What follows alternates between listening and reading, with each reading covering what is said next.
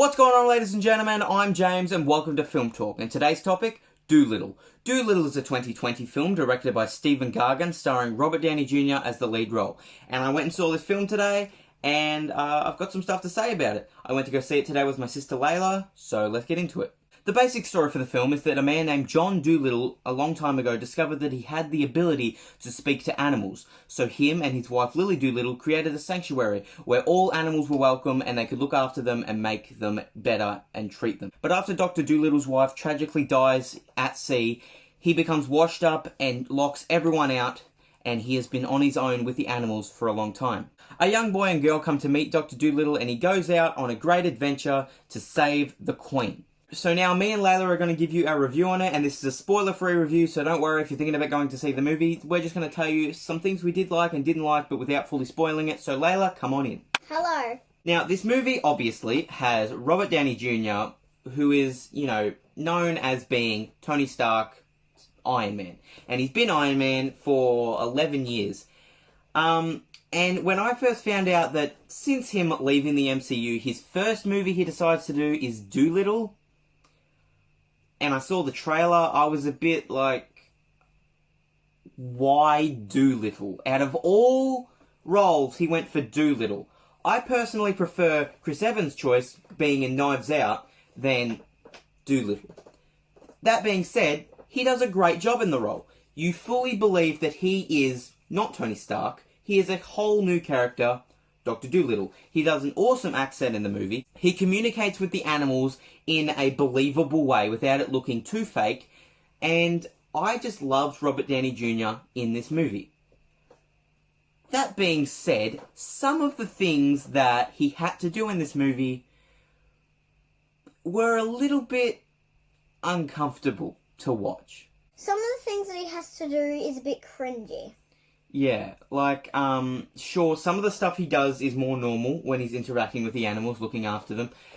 But when the final big thing that the team has to do at the end of the movie on an animal I'm not going to mention because it's a bit of a spoiler, he has to pull a thing of bagpipes out of a certain animal's, And skeletons. It's a bit... It's like this movie wasn't building up to anything, really. And now, there's this bird. This bird is part of Dolittle's tribe, and she is narrating some parts of the movie. So we get to a new area, and instead of hearing some stuff about this area early on, we just get dropped with all this new information just out of nowhere.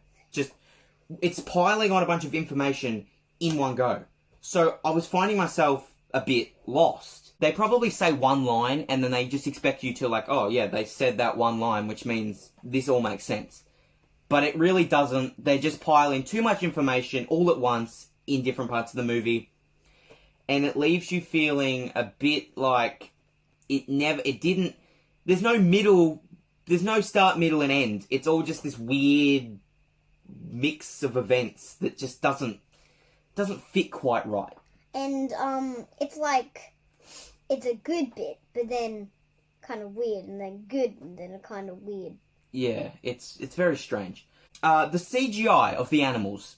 Do you reckon the animals looked alright? They didn't look like fake?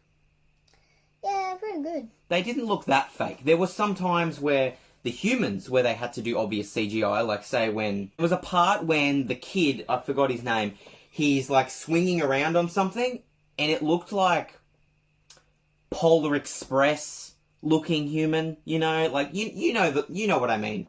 Another thing is that I saw some pretty sloppy green screening in this movie, where the backgrounds just didn't fit right with the characters, and then blending with the CGI animals. Some of it just didn't look quite right. And this movie made me feel like I was watching one of those, crappy live-action Disney movies kind of thing. It just had that kind of feel to it throughout it, but with a mix of... I don't know. It's just... Yeah. Another thing is that this movie has, 4 villains. Yeah. 4... there's 4 villains. It's got the Spider-Man 3 problem. That had 3 villains. This one has 4. the first villain is the obvious villain, like right out the gate. Yeah, he's the bad guy. The second villain is one that we meet on like an island place.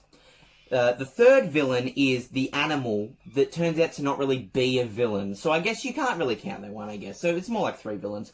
The animal that gets the...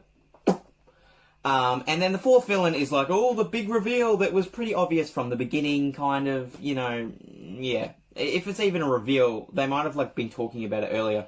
That's the thing, like, I get so lost, and I was getting bored at points, but, yeah. So the villains, were the villains good? No. Basically, I don't see the motivation in, let's exclude the animal.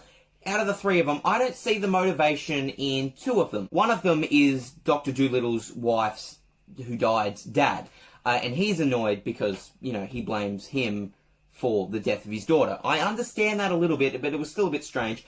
But the other two, I don't see the motivation at all. One of them's like, oh, he was always like this in school. Oh, I'm gonna beat you. Like, I don't understand. I'm not sure. Me and Layla were even talking about this on the bus. I'm not sure if that villain was like wanted the Queen to die or wanted to save the Queen so then he was the better person. I don't know. And then the big villain at the end, who ends up being like the one that poisoned the Queen. I don't. Why? Like this, it's just nothing makes sense to me. So this movie has a massive selection of actors, ranging from John Cena playing the polar bear, from Tom Holland playing the dog. I'm sorry, I can't remember the actual animals' names, but the dog. And then we have Rami Malek, Freddie Mercury, playing the gorilla. And I knew that Rami Malek was in this movie, but I forgot what animal he played. And then I was trying to listen, and I was like, which one's Rami? And then I didn't even realise he was the gorilla. Maybe if I rewatched it, I'd be able to hear it, but I seriously could not tell. Will Arnett even makes a small appearance playing a rabbit. And there's this fight that Dolittle has with a tiger. And it's meant to be this moment where the gorilla, Rami Malek's character, has like some character development. All the characters kind of develop by the end, like... I really loved, this was some of my favourite part of the movie, was John Cena's polar bear character and the ostrich. I'm so sorry, I don't know who did the voice of them. I really loved the way that they interacted together, and I also loved Rami Malek's gorilla, and obviously, like I said, Robert Downey Jr.'s Dolittle. I loved Dolittle and the gorillas, like, back and forth conversations and the way that they work together. I really loved that. I thought that was pretty good. The music for the movie really worked well for it. Yeah, it worked pretty good with some of the scenes. But one last thing that I need to say is that the jokes in this movie, I saw some of them sneaky adult jokes in there. Layla didn't, obviously. But a few of the jokes kind of stuck, and like I found them kind of funny. Not like whole cinema laughing funny, but like I found it pretty funny. Again, with the ostrich and polar bear, some of their jokes were funny. But so many of these jokes were just so stupid that it just made me cringe. And that's what I'm talking about. The jokes, lots of them just did not work. I thought that, I actually liked the bit when the kid, I don't know the name of him, he, actually starts to understand what the animals are saying, like Dr. Dolittle. Yeah, so yeah, again, the kid kind of develops, through the movie. I really like the backgrounds for some of the parts. Yeah, and like the sets. Yeah. Yeah, they were pretty good. Yeah. Again, with the costumes as well. I liked the setting. It was quite good. So, a lot about this movie we didn't like. Some of it we did. I will buy this movie. I will watch it again. Not all the time. It's not that great, but it's not that bad. The ending is horrible. The beginning's okay. The middle is, again, okay. So, it's not really bad. It's not really good. Here's our ratings. 3, 2, 1, go. You go. Buddy! I would give the movie a 7 out of 10 because it wasn't full liking, but Yeah, it was like okay. yeah, And it wasn't the best. I give this movie a 5 out of 10, meaning that it's one of those movies that isn't amazing, being a 10, or a 1 being so bad that I would never, ever see it again. But this movie, it exceeded my expectation, not in an amazing way, but it was better than I thought, but also not that good. So, I'll buy it, I'll watch it again. It's enjoyable, it's a fun movie with a weird ending, some jokes that maybe only little kids will find funny, if that. So, we have a 7 out of 10 and a 5 out of 10 for the film Dr. Dolittle. No, for the film Dolittle. One extra thing I think I should say is I haven't actually seen the original Dolittle movies with Eddie Murphy. So, I don't think that would change anything though, because this is a completely new thing.